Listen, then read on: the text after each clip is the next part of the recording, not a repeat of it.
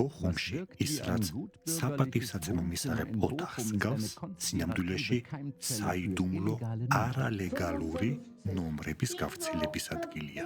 საბედნიეროდ, საზოგადოებრივი წესრიგის სამსახურმა დიდი დარტყმა მიაყენა ამ ბოროტ მოქმედებს. დაჯგუფების ხელმძღვანელი ქალბატონი გაბრიელა კლატი ზუსტად ის უწევს ორგანიზებას ამ დანაშაულს.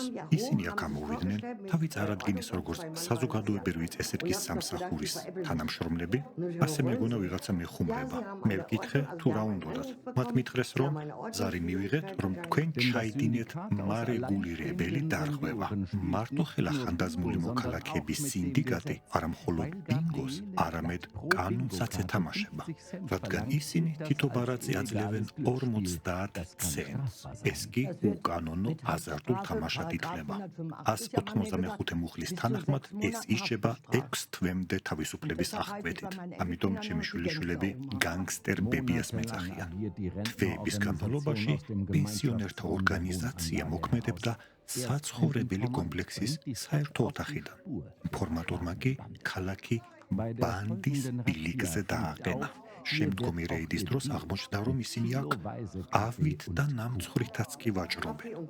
ყავის და ნამცხვრის გაყიდვის უფლება არ მაქვს, იმიტომ რომ არ მაქვს სპეციალური ნებართვა ამისათვის. მე ვუთხარი, რომ შემდეგ თვეში რომ ნამცხვარი გამოვაცხო, ან ვიყიდო და 1,5 ევროდ გავყიდო და ყავა 1 ევროდ, ეს სასირცხვილოა? უფლება მაინც არ მომწეს. განგსტერი პენსიონერებისთვის ეს შესაძლოა თავისუფლებაზე ბოლო დაბადების დღე აღმოჩნდეს. ფიქრობ, ეს სასაცილოა ხანდაზმულებისთვის, რომლებსაც ჭამა, ყავის დალევა და საზოგადოება სურთ. ამის აკრძალვის აზრს ვერ ხედავ. სამწუხაროა, მაგრამ შანსი არ არის. შეხვედრა დაშვებულია, მაგრამ